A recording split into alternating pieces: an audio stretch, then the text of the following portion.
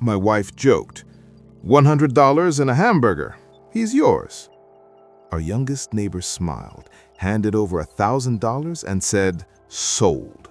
Her smile disappeared. Jenna was in our new kitchen, snapping her fingers at me and ordering me to wipe the counters properly, not like it's a rental property. I was still in my boots, still carrying boxes. The two teenagers from the moving company tried not to laugh. She didn't say please, didn't look at me, just pointed as if I were her employee. Sure, I replied, grabbing a cloth. Do you want me to clock in, or is this volunteer work? She let out a little laugh that wasn't a laugh. Don't be dramatic, Mark. We're setting standards. The move was supposed to be the fresh start. New zip code, new house, new chance. I had sold her on the idea months earlier because our old house had turned into a museum of unfinished business. I thought this would be the blank page we needed. I had no idea what truly led us to that neighborhood. If I had known where this was going, I would have labeled the boxes differently. Keep, donate, burn. The first week was nothing but unloading. She gave orders like a foreman. This goes in the garage. That goes to the attic. No, not there. When I tried to make a joke, she froze. Focus, Mark, she said, tapping her watch as if I were on a timer. By Saturday, we already had a landscaping service, a dog walker, even though we didn't need one, and the neighborhood app was exploding with welcome messages. Jenna absorbed it all as if she'd been elected local mayor. I was at the grill making hamburgers when she decided to give a house tour to Nicole, her work friend who had come to give aesthetic opinions. Nicole looked at me from a distance. He cooks too? Wow, a find. Jenna raised an eyebrow. He tries. We'll see if he can follow a recipe without getting distracted. I pushed the platter toward them. I can read, Nicole, and I can also count how many forks I've washed today. Jenna smirked. He wants applause. I decided to keep it light. If there's a clapping schedule, send me an invite. The two exchanged a look. It hit me like a pebble. Not a big deal, but still. That night, I brought it up. Hey, I said while separating screws for the TV mount, I'm not an employee. If something is bothering you, tell me, but don't talk to me like I'm the hired help. She appeared leaning in the doorframe with a glass of Pinot. Sensitive now. I've always had skin, haven't I? This isn't my first day being human, so act like one. Don't make me repeat myself. She drank and walked up the stairs. I decided to let it go. First week, tiredness brings out the worst in us. That's what I repeated to myself as I went back to work. On Sunday, we met the street. The HOA president, Ron, showed up with a smile and a folder.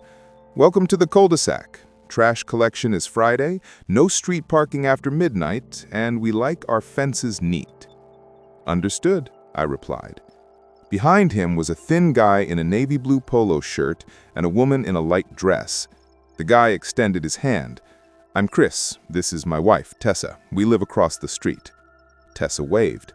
Brought cookies, chocolate chip. If you have an allergy, good luck. I laughed. Jenna didn't.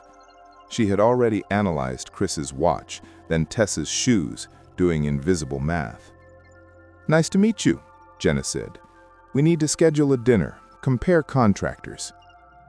Chris smiled. Sure, this neighborhood has a group for everything.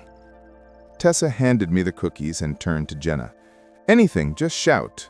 We pretend we can handle it ourselves until something goes wrong. Jenna's face tightened slightly. I'm sure Mark can handle a leaky faucet. He says he's handy. I placed the cookies on the counter. Handy enough to find the water main and read a manual. Handy enough, she repeated, already moving on to another subject. The following week, she tightened the screw further. At the hardware store, while I was checking out a pile of anchors and a stud finder, the clerk joked, asking if I knew what I was doing. Jenna chuckled. He drills 3 holes to hang 1 picture. It's his charm. In the parking lot, I loaded the boxes into the truck bed and slammed the tailgate harder than necessary. You're welcome, I said, for the decor and the free personality analysis.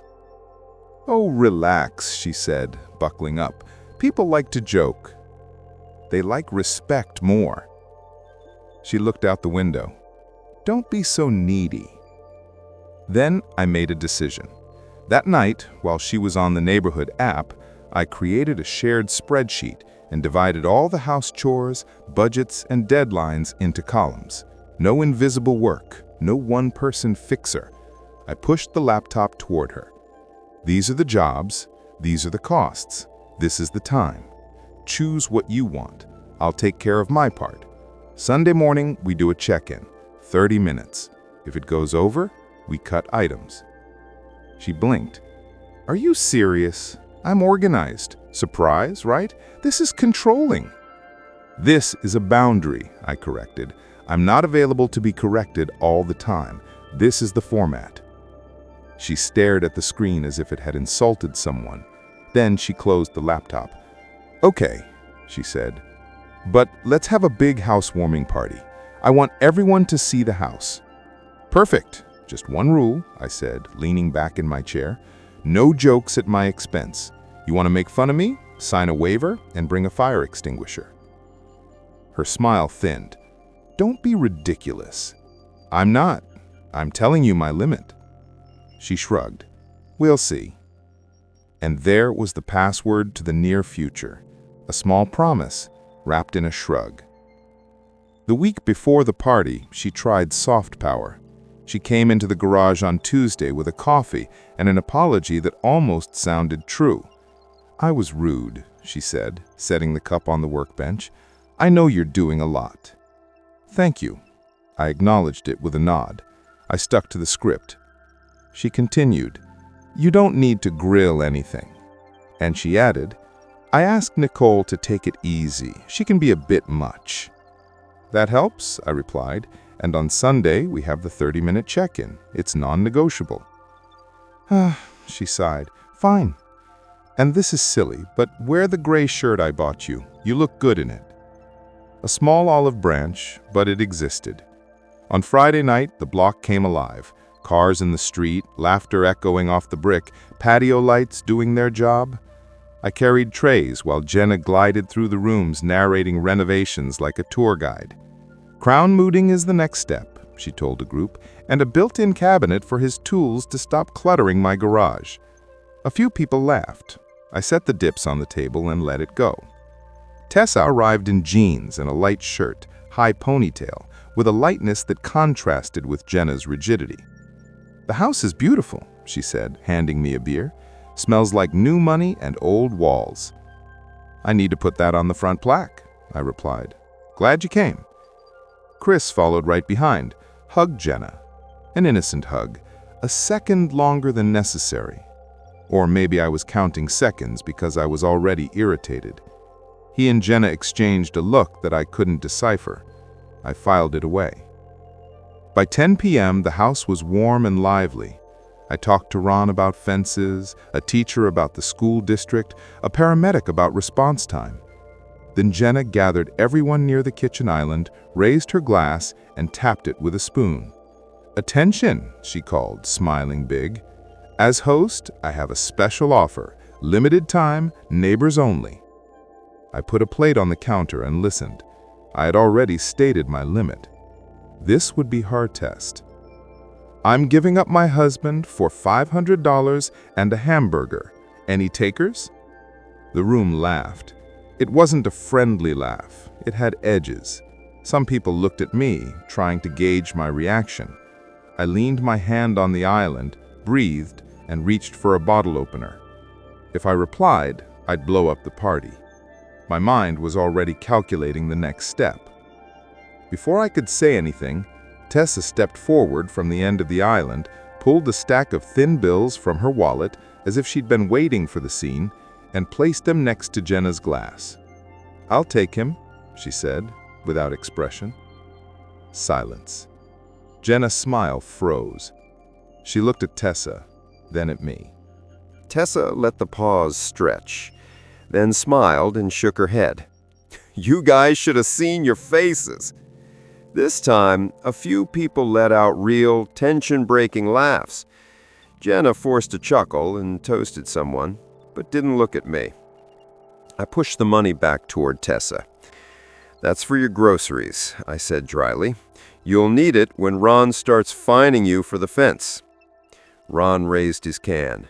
"Don't tempt me." Jenna moved on to another subject, paint colors. I served more sodas. The joke had landed poorly for her, and that was clear. For me, it had landed exactly where it needed to. Not because Tessa was on my side, but because someone held up a mirror in front of Jenna and everyone saw what I had been feeling, how someone becomes an object if you let it slide. After midnight, the house emptied out. Bagging the trash, filling the dishwasher, I saw Jenna scrolling through photos on her phone, looking for good angles. "I was just joking," she said finally. "Sure," I replied, tying the bag, and so was Tessa. "You're not really angry?" "I'm doing the dishes. I'm not making a scene." "That's not an answer." "It's the one you get today." She rolled her eyes, muttered something about thin skin, and went upstairs. When the door closed, I stepped out onto the patio with a bottle of water and saw the soft light on in the house across the street. Tessa was on the porch, leaning on the railing. I crossed the street and stopped on the bottom step. "Thanks," I said. "You didn't have to." She tilted her head. "I didn't do anything heroic. I just put a wall in front of the joke so it couldn't walk right over you." "Still." Tessa looked down the street. "You doing okay, Mark?" "I'm not fragile. I just don't like being party entertainment." "Everyone saw it, and they also saw you not explode. That counts." I nodded. "It's not normal, you know." "No, it's not. And I don't know your life. I'm just a stranger on a porch. But if I were you, I'd stop standing still where she can make you trip. People only do that when it works." "I know. I've known for a while." She gave a dry smile. "I've dealt with mine too." We stood there for a minute, neighbors, not confidants. I thanked her again and walked home. The next morning, I set my next rule. Jenna had planned a brunch with Nicole and 2 couples from the street. I canceled it. "We are not doing group therapy in public. No more ambushes. If we host anyone, it's with respect. If you want to perform, do it somewhere else." "You can't cancel my plans," she shot back. "I just canceled them, and I returned the deposit for that ridiculous flower wall. We are not printing our initials like it's high school prom." She went quiet. An hour later, she tried the other approach. Hand on my forearm in the pantry. Softer voice. "I was just trying to be funny. I'm under pressure, okay? New house, new rules. I wanted to look organized, perfect." "You could try being decent to the person who pays half the mortgage," I said. "Okay," she said. She took a breath. "Okay." She cooked that night. It was new, or at least rare. She made chicken that was too salty, but she was proud. "This is me trying to meet you halfway," she said. I ate it, thanked her. I didn't move my boundary an inch. On Monday, I took a long look at my week and took control of my time. I told the shop crew I'd be out Wednesday afternoon. I wanted a clean window to test a theory I didn't like. Wednesday arrived. Jenna left at 9 a.m. in workout clothes, hair pulled back, saying she had errands and a studio class. I waited, answered emails, went to the workshop. At 11:30 a.m., I told Paul I needed to check on a supplier. He squinted at me. "You look like you're going problem hunting." "I'm going to confirm a pattern I don't like." "Want backup?" "I want this to be wrong." "It won't be." I was 2 blocks from home around 12:15 p.m. and watched the door.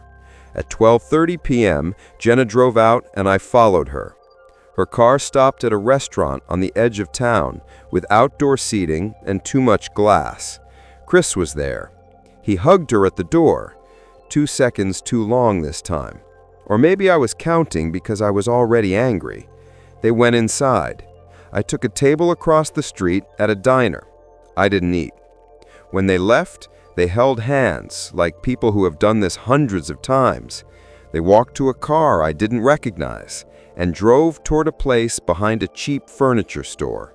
A hotel was 2 turns off the main avenue, the kind of place no one looks at on purpose. I got out and took 2 pictures from across the parking lot. Them at the reception window, them at a room door. Then I drove home. The house smelled of lemon cleaner and staged life. I grabbed a suitcase from the closet and put Jenna's clothes inside. Not all of them, just enough to make the point clear and limit the conversation. I left the suitcase by the front door and put her toiletries in a clear bag on top. I sat at the kitchen table and waited. At 5:40 p.m., the door opened. She walked in, stopped at the sight of the suitcase, and then looked at me. "What are you doing home?" I thought about trying to wipe the counters again. I said lightly, "You were very specific about the marks." She dropped her keys as if she owned the air. "Mark, I don't have the patience." "Then let's make this easy," I replied. "How was lunch?" "Normal stuff. Errands." "You want to try again?" "Are you accusing me of something?" "I'm asking if there's anything you want to tell me." She stared at me, then glanced away toward the backyard. No muscle in her face showed worry, just calculation. "No," she said, "nothing you would understand." I placed my cell phone on the table, face up, and opened the gallery to the 2 photos. I tilted the screen. She looked. A corner of her lip twitched, like someone hearing the punchline too soon. "Ah," she said, "so we're doing this. Let's say what was already obvious. Let's be adults." She shrugged. "I thought you'd take longer to connect the dots. Why do you think I'm slow? Or because you like long games?" "I think you like comfortable lies," she said. "You always have." I nodded once. So, this house wasn't about us. It was about proximity. She raised her eyebrows. "You're not completely clueless. How long have you known him?" She laughed. "Don't worry about the math, detective. You arrived late to the party." I let the silence work. She took a step toward the suitcase, finally acknowledging it. "And this? You're kicking me out?" "I'm giving you 2 options. You take this bag and leave, or I call the house across the street in 10 minutes and share my 2 favorite photos." Her eyes narrowed for the first time. A crack. I had asked the right question before. "You wouldn't do that." "Take the bag," I replied. "The clock is ticking." She tried one more angle. "You think this makes you strong? You think packing a bag makes you a man?" "I think boundaries make me a man," I said steadily, "and protecting the dignity of others makes me a good neighbor." She lifted her shoulders. "I won't beg."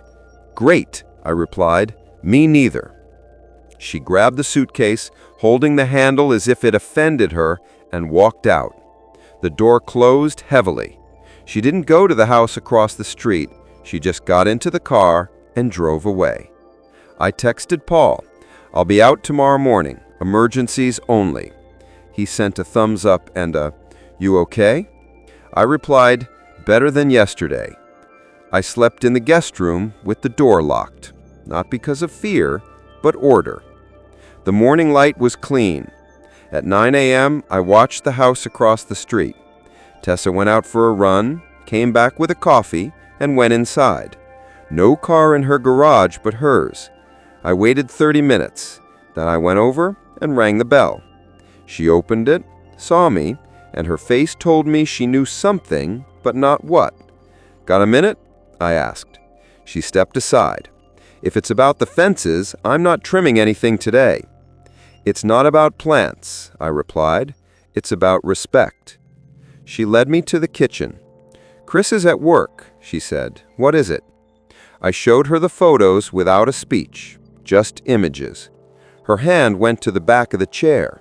No drama. Centering. "How sure are you?" she asked quietly. "I was in the parking lot. Yesterday. 12:15 p.m. to 1:40 p.m.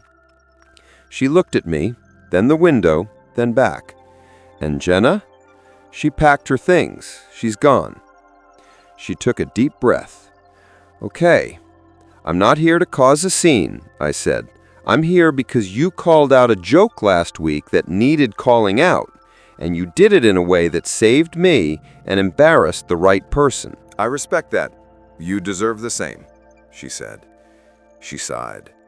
"Thank you." "We can keep this simple," I continued. "I am ending my marriage. You do what you need to do with yours." She straightened her posture. "I will." We exchanged numbers. We didn't hug. I walked to her porch, and she followed me. "I'm sorry," she said. And it wasn't something for me to accept or reject. It just hung there between us. "Right," I said. "I'm sorry too," I replied, for the part where I ignored the signs. "Everyone ignores them when there's history," she said, "until a photo becomes a better historian than 10 conversations." I nodded. I won't be the guy with the 10 conversations anymore. Back at my house, I changed the locks, not to trap anyone, but to close the chapter. I sent a short text to Jenna. "Your items are in the coat closet and on the garage shelf. The new code is for deliveries only. Contact me by text for logistics. No showing up, no warning." She replied 10 minutes later. "Be reasonable. We need to talk like adults. I'll stop by at 6 p.m. "At 6 p.m., I won't be here," I replied. "Paul can hand over the rest of the boxes. He's neutral. Keep it calm." She tried another script late that afternoon. She showed up at the workshop with food and noticeable makeup from a distance. Paul intercepted her and came into my office. "Your wife is here," he said, "brought peace offerings. Tell her this is a workplace. I already said no personal visits. She can text." He looked at me. "You're not messing around." "Not anymore," I replied. Paul walked back. I heard muffled voices, then the door chime, her heels clicking on the pavement. Paul returned. "She wasn't happy. She'll survive." He gave a half smile. "Want me to hang around tonight when she picks up her stuff?" "She said she's bringing backup, mentioned Nicole." I thought about it and shook my head. "It's fine. Everything is labeled. There's no reason for an argument." At 6:10 p.m., my phone chirped. Photos of the boxes in her trunk. A dry "bye." No thank you, no apology. At 8:30 p.m., another text. "You humiliated me. You overreacted." I typed, deleted twice, and sent one line. "You did that job yourself." The next morning, I knocked on Tessa's door again. She opened it quickly this time, as if she hadn't even left the hallway. "I'm telling him tonight," she said before I could say anything. I needed a day to steady myself. "I figured," I replied. "Want me to be around?" She thought about it. "No, but I want you to know I'm going to do it." "Okay." She looked down the street. "What are you going to do about the neighborhood?" "Live in it. I'm not changing supermarkets or taking a longer route around the block. I paid for this sidewalk just like everyone else." She smiled without humor. "Good." On the third day, Jenna called from an unknown number, then texted from her own. "Let's start over. We both said things." I replied, "We said truths. I'm not going back." Then she sent the longest message I had seen from her in months. It talked about depression, expectations, performance. It barely mentioned behavior. It asked for a reset dinner. It used the word team 3 times. I replied with 2 sentences. "I am not your audience. I am not your prop. Just logistics." That night, Nicole showed up at my door like a lipstick storm. She didn't knock. She kept pressing the intercom on the smart gate until I answered. "Nicole's at her parents' house," she said through the speaker. "You need to stop being dramatic. You're making her look bad." I opened the app, activated the external speaker, and let my voice go flat. "Nicole, you're on my porch on a weeknight saying this." She crossed her arms. "People are talking." They were talking at our party, and it didn't affect me there either. Men couldn't handle what she handles. She's strong. Strength without respect is theater. Find another stage. I ended the call. She stood still for a second and then walked away. I let out a breath through my nose, went to the garage, and tuned the carburetor on the motorcycle I was restoring, not to escape, but to choose. At 10 p.m., Tessa texted. I told him. He blamed you, then he blamed me, then he blamed the weather. I showed him the photos. He packed a bag and went to his brother's place. I'm filing the papers as soon as I organize what I need. I replied, "Great. I'm doing the same." We agreed on one thing. No drama, no triangulation. If anyone asked, we would tell the truth in one sentence and move on. On the 5th day, Jenna tried the last possible tactic, charm. She showed up at noon with my favorite sandwich, a smile I once liked, and her hand on my chest, as if we were still a team. "I miss you," she said. I replied, "You lost the script. It's over." She looked at the house, the grill, the bushes she had named as if they were pets. "You're going to ruin the neighborhood dynamic." The neighborhood will survive. It survived Christmas inflatables that blocked even airplane radar. It will survive two adults being honest. She searched my face for any softness. "Are you really going to live across the street from a woman who told the truth when it mattered?" I interrupted. "Yes, we're fine." She let the smile drop. "You're making a mistake." "I already made one," I replied. "I trusted someone who likes an audience more than commitment. I won't make it twice." She placed the sandwich on the porch railing, like an offering. "I won't beg." I replied, "You already said that, and it's the only line you've repeated recently that I believe." She left the food there, turned, and walked to the car. At the curb, she stopped and looked toward Chris and Tessa's house. She didn't go there, just got in her car and drove away. Later, I heard she had gone back to her parents' house, and a week later, I heard she and Chris had left the block and moved to another city. It was no longer my concern. My concern was the garage, the workshop, the silence, and the circle of people who spoke clearly. Before they left, there was one more public scene, an HOA meeting on Ron's lawn. I wasn't going to miss it. I stood with my coffee while Ron droned on about mailbox height. Jenna showed up with Nicole, chin up. Ron frowned. "Right? Any new business?" Nicole raised her hand. "Just an observation.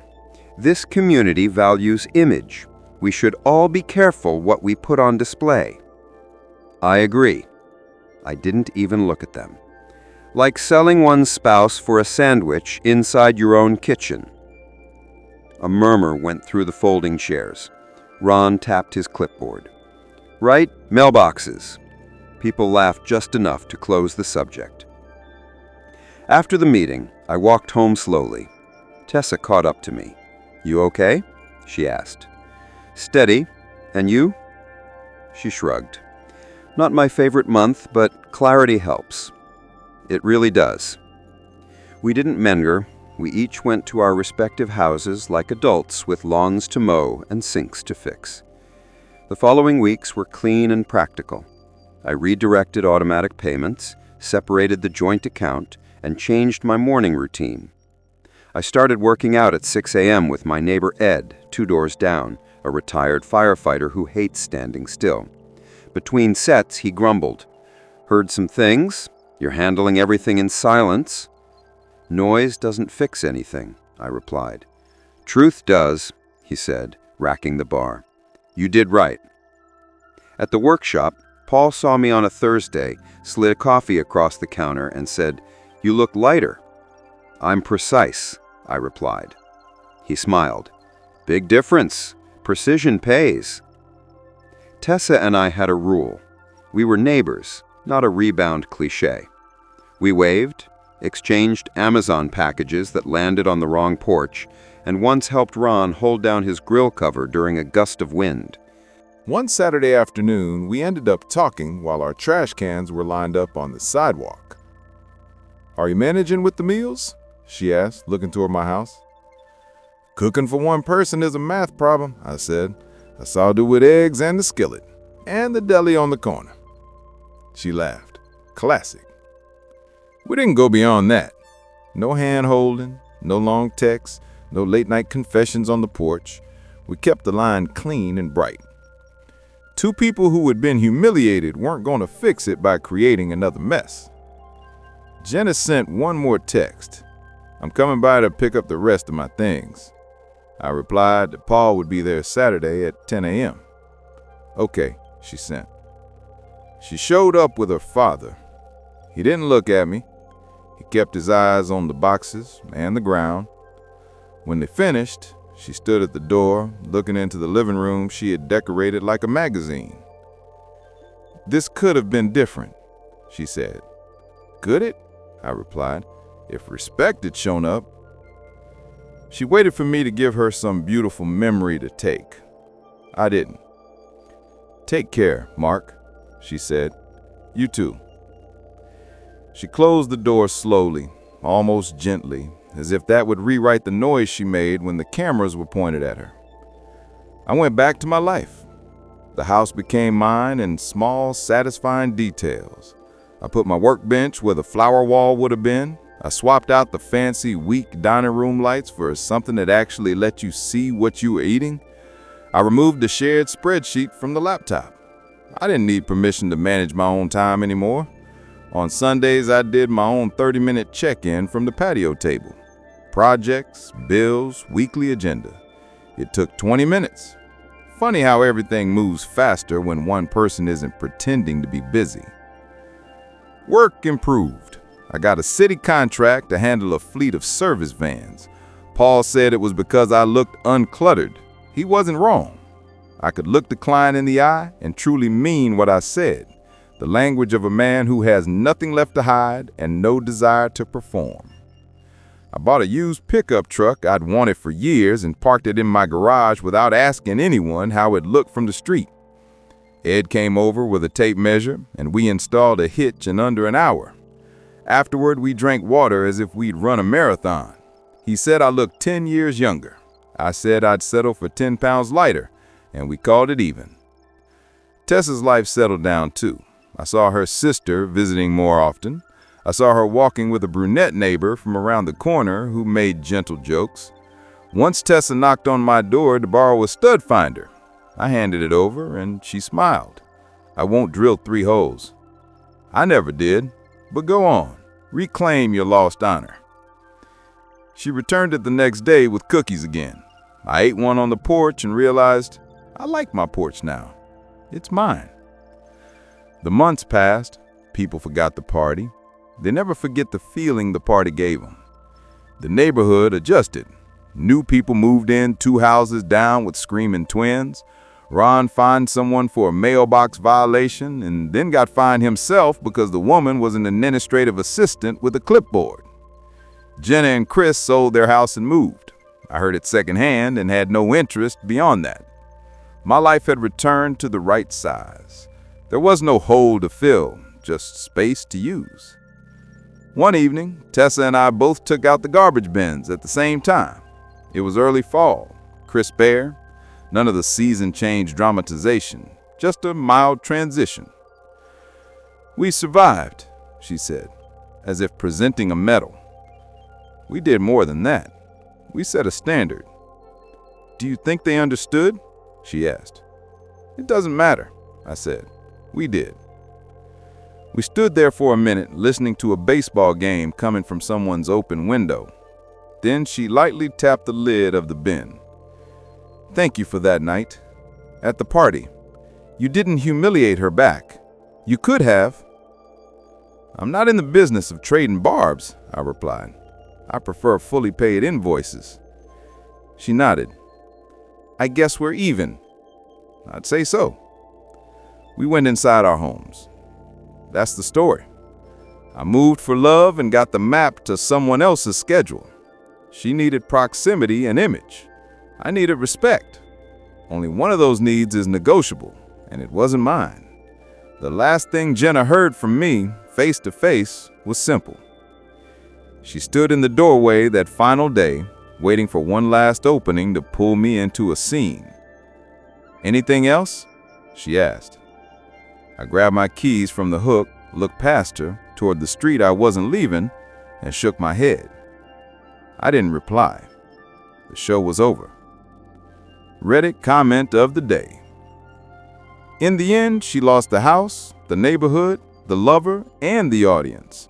He only lost the time it took to change the locks. Poetic justice? No.